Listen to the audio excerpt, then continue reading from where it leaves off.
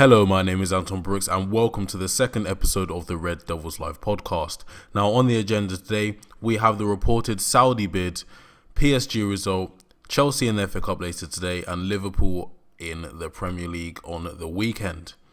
Now over the last week, a lot has happened surrounding Manchester United. Nothing more important than a potential buyer for the club. Now, one thing I do want to start off with is if the Glazers are willing to sell the club, they need to sell the club quickly. But the reported buyer is Prince Mohammed bin Salman. He is a part of the Saudi Arabian royal family and it is over a potential 3.8 billion takeover.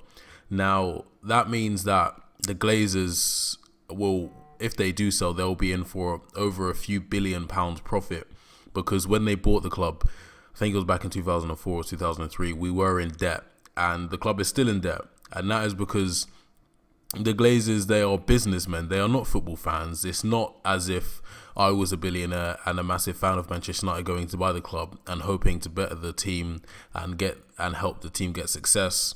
What the Glazers treat Manchester United is a cash cow. So all the profits they make, or most of the profits they make, they just put them back into their pocket. They haven't changed the debt of the club. As I just said, they bought the club that was in debt, which was a big surprise to everyone, and the club is still in debt. So one thing that a potential new owner like this billionaire would do, who is reportedly worth 850 billion, I think he's the 17th richest man in the world, which is massive in terms of our football club. But what he would do is automatically, hopefully the debt would be erased and we'll be able to spend in the transfer market, which is something we haven't been able to do so freely in recent years. It just shows the Glazers really do show that they don't have much ambition to help Manchester United get back to the former riches that we used to possess not even that long ago, just in the reign of Sir Alex Ferguson. But one thing that many people are a bit on the fence over is if they do want a Saudi prince to be in charge of our club, because it was only recently that he was embroiled in the death of a Saudi Arabian journalist. It's not been confirmed whether he had anything to do with it, but it is reported and it has been in the news. Now, because we are Manchester United, everything gets magnified. We could do one thing and Manchester City could do exactly the same thing. But because it's Manchester United, the repercussions for us will be bigger. It will be in the news. It will be in the mainstream news in America, in Asia, around Europe. It's little things like that. So the fact that this potential buyer is apparently involved in something as big as someone's death, it will be a massive, massive, massive risk for him to get involved in such a massive franchise like Manchester United. And that is where people's moral compass comes into question. They don't want him at the club because of that. But what they don't know is that the Glazers, they are American obviously, but they have spent more on the Donald Trump campaign than they have on Manchester United. So it just shows that everybody has some sort of downside to them. It just comes into a matter of football. Because me personally, I don't really care. I know it sounds bad, but I don't really care what the owners have done, as long as they're doing everything they can to get Manchester United back to where they should be, and that is winning Premier Leagues, winning Champions Leagues, FA Cups every season. We shouldn't be floundering for fourth place. It is exciting at the moment. We're going to cement fourth soon, hopefully. But that's not where we should be. That's not what we should be getting excited about. We should be up in the title race, leading the race, and hopefully winning a Premier League at the end of the season. That's what we should be doing.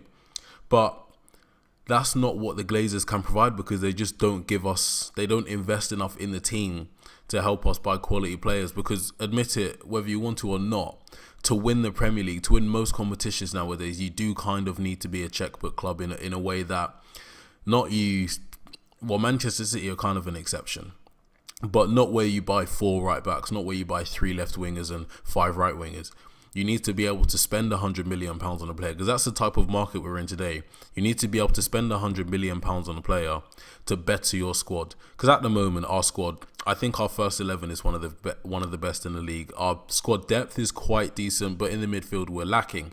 Now, we bought Fred for £52 million in the summer, and he's not working out. Now, as a Glazer, I'm going to try and put myself in their shoes. I don't really want to have to sell Fred because that means we're going to lose out on some money. They're not going to reinvest in the midfield like an owner like Sheikh Mansour would do. That's what they did with Nolito a couple of years ago. They bought him, can't remember how much they bought him for, but he didn't work out and they let him go after a season. That's what we are not able to do. Instead, we're re-signing players like Phil Jones and Ashley Young and potentially giving Juan Mata a new contract. We need to turn away from these money-saving techniques and just go all out and try and get ourselves back to where we should be. Because later on in the podcast, I'm going to talk about potential transfers that could happen, that I would like to happen if Prince Mohammed bin Salman does buy the club. What I want to talk about first is if there is any genuine attempt to sell the club from the Glazers, they need to do it quickly, because it just goes back to any sort of business scenario.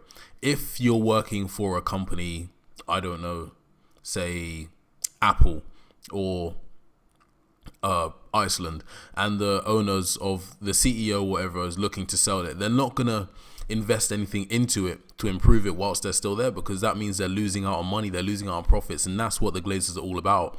They only care about the potential money that they're going to make from the club, because they treat it as a cash cow. So if they're looking to sell it now, we shouldn't be hoping, let them hold out for the best deal for the next 3 years, because over the course of the next 3 years, they're not going to want to invest any money to improve it, because they will lose money, and that means that they'll have less money in their bank at the end of the day.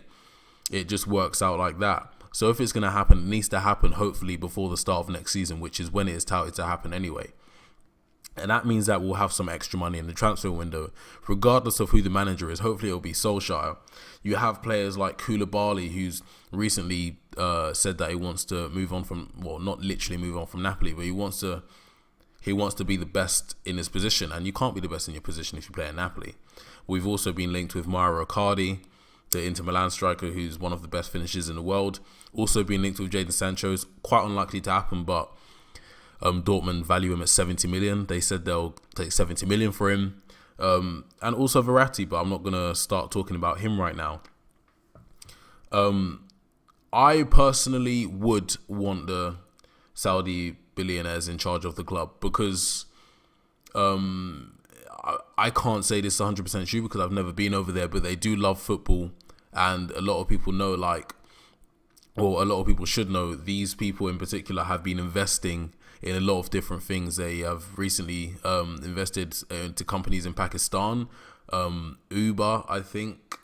They've invested in a lot of companies in Silicon Valley, which is obviously where all the lucrative Apple stuff, it's where everything is.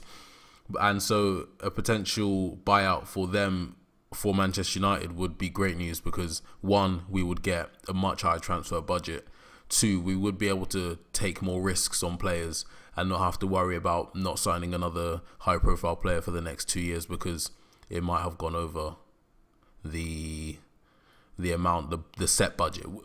Basically, we'll just get more money. It gives us more of a challenge to improve our team quite drastically, to challenge for the title once again, because the gap between us, Liverpool and Manchester City, maybe not Tottenham really, but Liverpool and Manchester City is growing, I think, and it's quite worrying, because we do have a good core in De Gea, Lindelof, Pogba, Martial, Rashford. You could possibly put Lingard in there, but if we want a challenge, we're going to have to sign players like Jadon Sancho to improve the right wing. We're going to have to sign a player like Kalidou Koulibaly to partner Lindelof at the back, because he is a world-class centre-back. He is one of the best in his position. We're going to have to get rid of Ashley Young, our right back. We're going to have to buy a new right back, someone like Aaron Wan-Bissaka. We're going to have to buy a new centre midfielder like Marco Verratti. Now we're going to talk about Marco Verratti, because when we played PSG at Old Trafford last week, he ran the show and he wasn't even fully fit.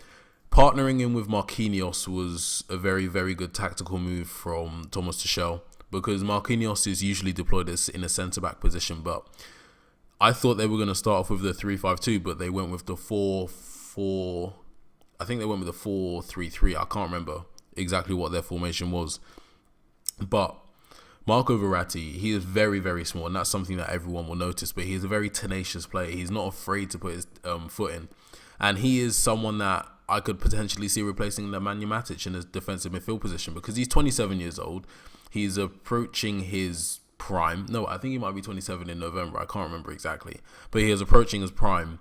And as an Italian centre midfielder, I mean, I feel like it's just like rooted in their boots. They are great passers of the ball. He can ping it.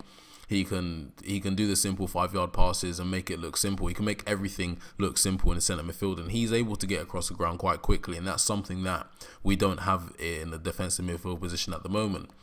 So if I would say, I think recently we've been said to have around £250 million to spend in the summer. I don't think that's completely accurate because we've basically had nothing for the past few years. But if you were able to get him for around 70 to 80 million, he would instantly go into that United team. He could take over Nemanja Matic. He could take over Herrera. But we just need someone else to help better Pogba, because that's what the ultimate goal is, to build the team around Paul Pogba. And that's what we should be doing. Because when we played against PSG last week, we didn't have the best of games. Even Herrera said if their first goal didn't go in, the game probably would have finished 0-0, which would have been a decent result because obviously there would be no away goals and we would be in with the better chance of progressing if we were to grab a goal at the Parc des Princes, because the away goals rule counts and not many people like it, but that's the way it goes. But after their first goal winning from Presnel Kimpembe, you kind of just had a feeling that we just weren't going to get back into it, because Martial and Lingard did go off, which was devastating. But we weren't really offering that much in general in the first half anyway. But I personally don't think the first goal should have even counted. Not because it was offside or anything, but Kimpembe shouldn't have been on the pitch. He got a yellow card in the first half. I can't remember what for. But so did Ashley Young. Ashley Young got a yellow card for a pullback on Kylian Mbappe.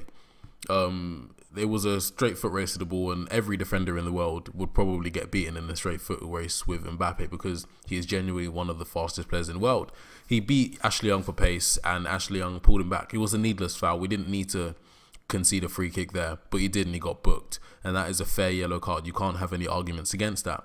But also, well, in the second half, before Kimpembe scored, a few minutes before Kimpembe scored, it was an identical free kick. It wasn't even given as a free kick. It was an identical challenge that he committed on Marcus Rashford. Rashford beat him for pace, and he pulled his shoulder back, and Rashford fell over.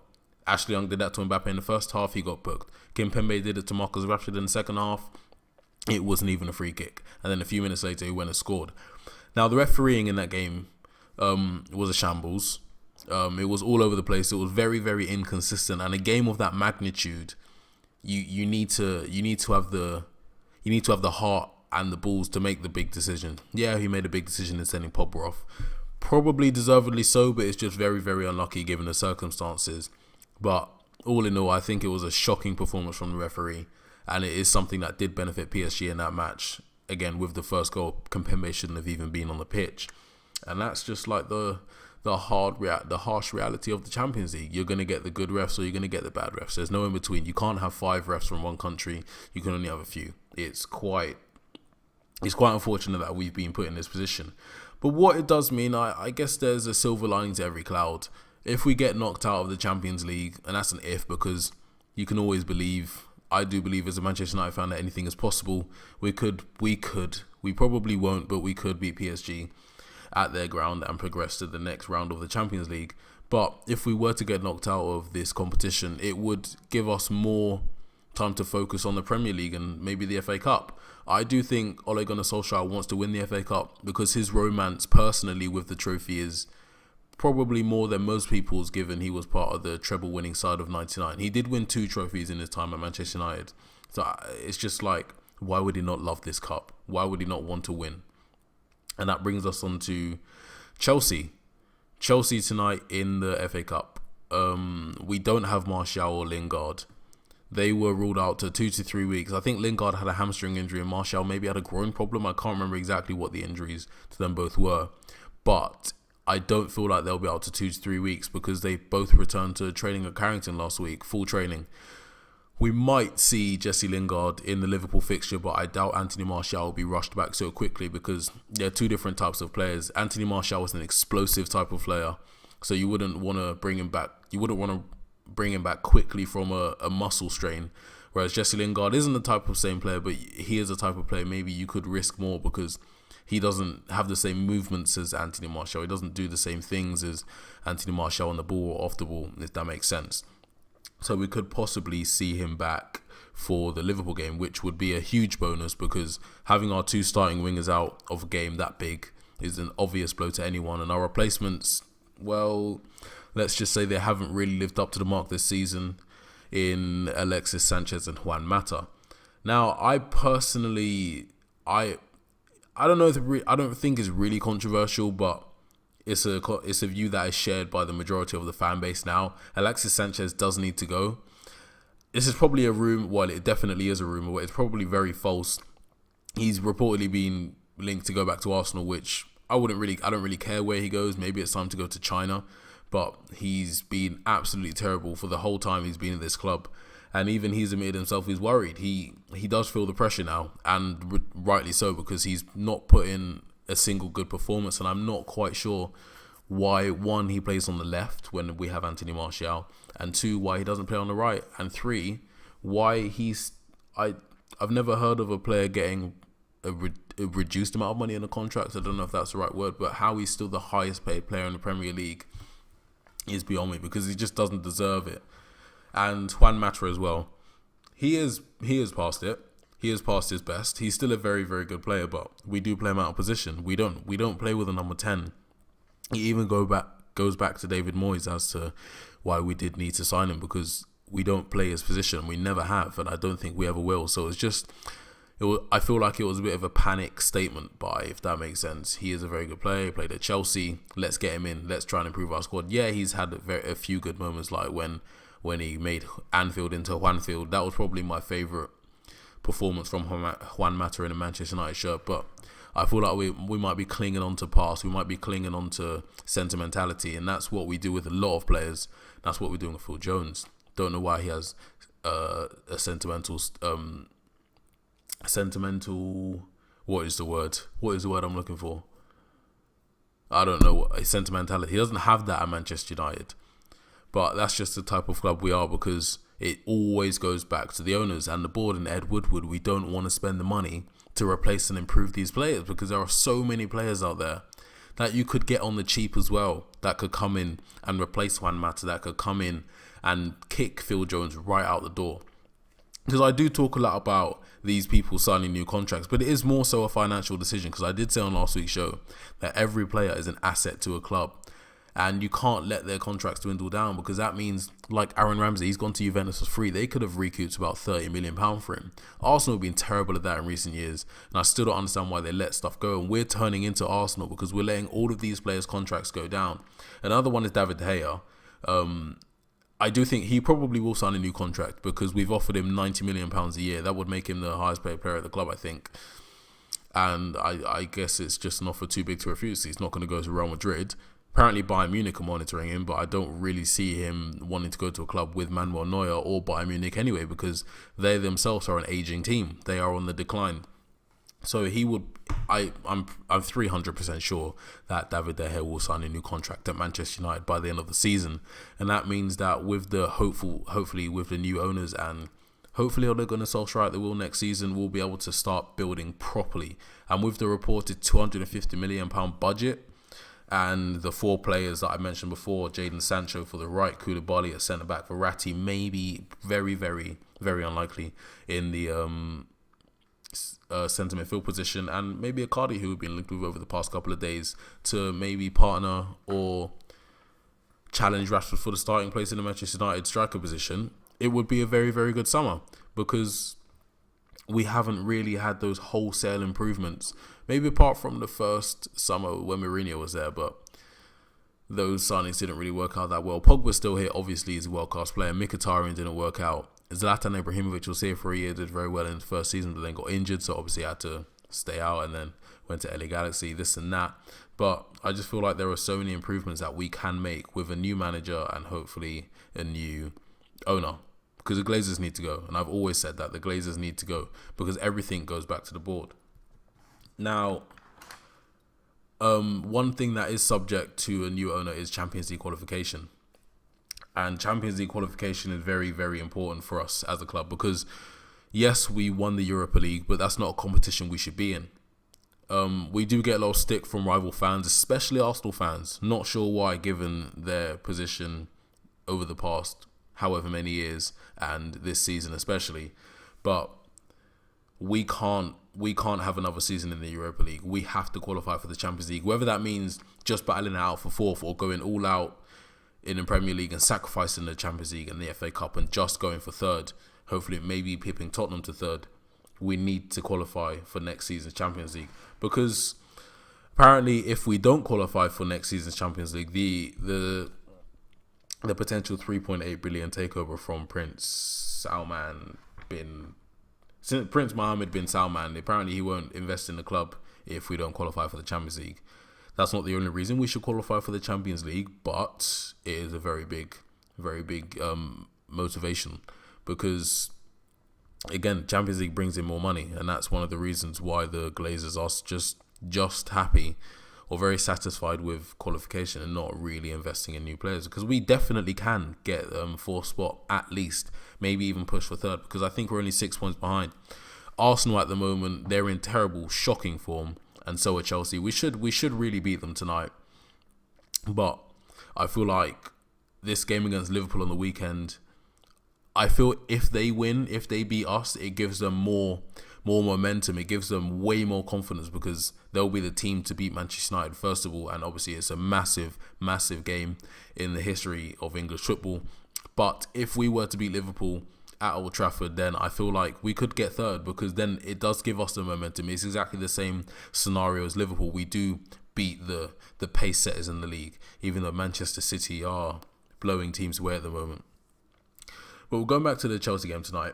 We will be without Jesse Lingard and Martial, obviously, and I'm not sure who's going to start up front. We most probably will go with the 4-3-3. I do feel like Diogo Dalot will start at right back. Phil Jones hasn't travelled with the squad. I'll talk more about that in a second. So I feel like we'll start with maybe Bailly and Chris Smalling, rest Lindelof for the game against Liverpool on the weekend, because I think that would be a sensible move, because it will still be quite a strong defence, because there isn't actually that much between all of our defenders. They're all kind of... Lindelof is the best we have in centre-back, but they're all kind of on the same level. Then we'll probably play with Luke Shaw at left-back. The midfield is an interesting one for me, because Pogba's out of the second leg of the Champions League, we can kind of put him in for more games. That does mean Chelsea, that does mean Liverpool, that does mean the games after.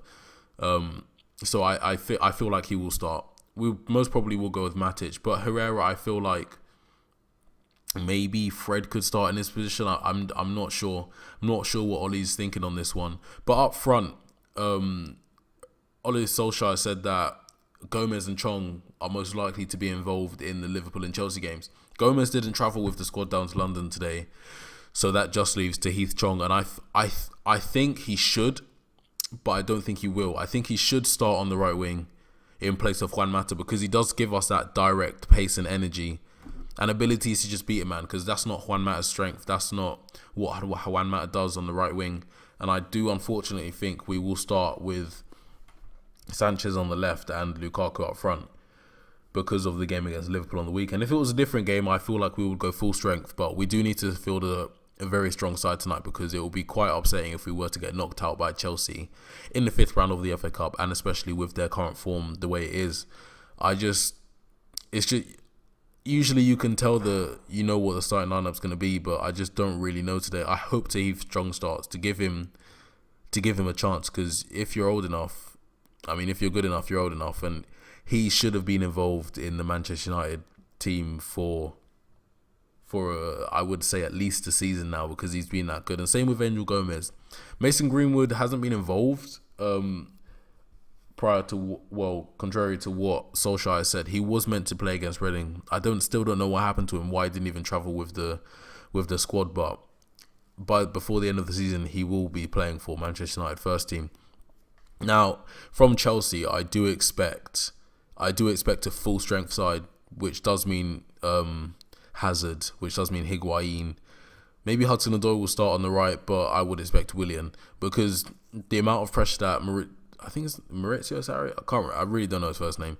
The amount of pressure that Sarri's under at the moment is a lot after the defeat against Manchester City. They were expected to lose, but it was a humiliation, 6-0.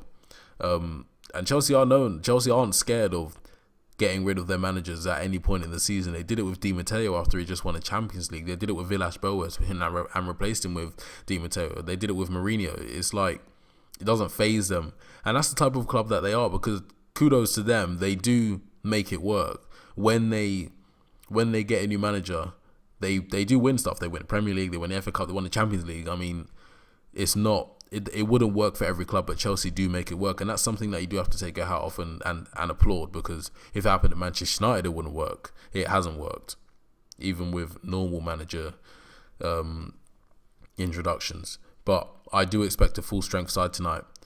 But that doesn't mean playing Kante at CDM, because you could really say they haven't played their full strength side the whole season, because Kante hasn't played in his best position, which is the defensive midfield position, just patrolling the midfield and breaking up play. He's been playing in basically an attacking midfield role, which isn't for him. He is doing a good job there, but it does kind of disrupt the flow of the team, because when you have someone like Jorginho who's good on the ball, but he doesn't pick up the pace. He doesn't do the same job that Kante does. And Sarri is a stubborn guy, so he's not going to change it, but it is negatively affecting the way that Chelsea play, and it's something that I'm happy for, because obviously I don't want Chelsea to do well. I don't want them to get to 4th place, because that's Manchester United's position, but it is affecting them negatively, and it has been pointed out, but even to him in a press conference, but he's not going to change it because he's stubborn. I don't think that if they lose tonight, he'll get sacked tonight, but it just means that he is closer to getting sacked, because they're not having a good season by any stretch of the imagination. Yeah, they've played well. Sarri ball is a thing now. So at the beginning of the season, yeah, they were doing well. They were doing well for themselves with the new manager, with Jorginho, who was hyped up. But now I feel like they've been found out, and there's not much that they can do about it. So I feel like we can really put the pressure on them tonight. It is going to be at Stamford Bridge, but we can really do a job, because earlier this season we did come out with a draw, a bad draw. I say a bad draw because we should have won that game. Martial got a brace, second goal was amazing, but Ross Barkley, right at the death, got an equaliser. That was under Mourinho, the previous manager, and under this manager we play much more free-flowing football, so it could be a win. I think we can win tonight, but it all depends on who we play up front, because I do think Lukaku will start, actually, because when you look at it, his stats against Chelsea and in the FA Cup are actually very high. I think it's 13 goals in 15 games in the FA Cup. I'm not sure, but he does do well in this competition. So I feel like he'll start with Chong on the right, maybe Rashford on the left. I'm not 100% sure. Obviously, I don't have a glass ball here to predict the future. But we will need to keep Liverpool in the back of our minds, because that is obviously a very, very big game, and we will probably field our strongest possible side. And I say possible because Martial will be out, obviously, and that does mean that I do feel like we'll see Jesse Lingard back for that game. But what would a win mean for us, and what would a win mean for Liverpool? And I'm going to start with what would a win mean for Liverpool, because it does kind of stress me out, can't lie to you guys. Thinking about Liverpool lifting the Premier League title at the end of the season. There is a reason why Manchester United fans are so happy and have been so happy for so long. I say happy, masking the sadness of Sir Alex Ferguson's retirement. It's because Liverpool haven't, apart from one season, they haven't challenged for the league. And that's something that keeps us going, because we don't want Liverpool to be successful. We have a respectful rivalry with Liverpool, as in, the only reason we have a rivalry with Liverpool is because they were so successful in the 80s, and they won the Champions League in 2005. They have got 5 trophies, but they haven't won the Premier League, and that's what we have over them. But if Liverpool were to win the Premier League, we can't do anything anymore. We can't say anything, and it would hurt. It would genuinely hurt my soul and my heart to see Jordan Henderson at the end of the season lift the Premier League trophy for Liverpool. I don't want to think about it that much, but if they were to win on the weekend, I do feel they would just pick up the pace and pick up the momentum and just go all the way until the end of the season. I would say unbeaten, because they've only lost one game this season in the league, and I just feel like it would still say like that. I don't think they will lose with the momentum that they gain after beating us, maybe. But, hopefully it doesn't work out like that. But what would it mean for us if we were to win against Liverpool on the weekend? It would mean a lot. It would, not bragging rights, because obviously we're not first in the league, but I mean, they beat us at Anfield earlier this season, which was one of the worst performances I've ever seen from a Manchester United team under Mourinho. And obviously he got sacked a few days later, but it would just be restoring some pride to what we had before. Because, yeah, we're in fourth. If we were to win, we would go 4 points clear if Chelsea and Arsenal lose. We'll go 4 points clear of them. So it would be outright ours. It is outright ours anyway, but it would also bring us within 3 points of Tottenham if they lose as well. So it would be that. We'll close the gap on third, and hopefully in time we'll be able to overtake them. But Tottenham are a very good side. We shouldn't underestimate them. But it would just mean that it gives us the confidence to finish off the season in style, because when you are in a situation that Ole Solskjaer was in when he took over, not much was expected, and now a lot is expected. If we weren't to get fourth, it would be very disappointing, because we have fourth now. It is ours. Our name is on it. If we weren't to get third, it wouldn't be as disappointing, but it would mean that we didn't push on from what we've got now. So the Liverpool game is a very important game, because we could either build our confidence or it could be absolutely torn apart by the Scousers, and that's not something that we want. But if it is something that happened, we're going to go right back to the new potential owner. It would show the lack of squad depth that we have, the lack of quality squad depth that we have. Because in my opinion, I think in everyone's opinion, I think it's a fact, Manchester City have the best squad in the league. I mean, they played against Newport the other day, and they were playing Leroy Sané and Riyad Mahrez on the wings. I mean, they would walk into our side. Maybe not Sané, but Mahrez would on the right. So it just shows a lack of squad depth and lack of decent investment that's been going on in the club in recent years. And it would highlight the frailties that we have and the strengths that we need to make and the players that we need to get rid of. The Deadwood FC, as I said last week, Ashley Young, Juan Mata, Alexis Sanchez, Romelu Lukaku, Andreas Pereira, Phil Jones, maybe even Chris Smalling. It would just magnify that, and that's something that we do need to think about. Now we are coming to the end of this week's podcast. Thank you guys for listening, and make sure you tune in next week for episode number 3 of the Red Devils Live.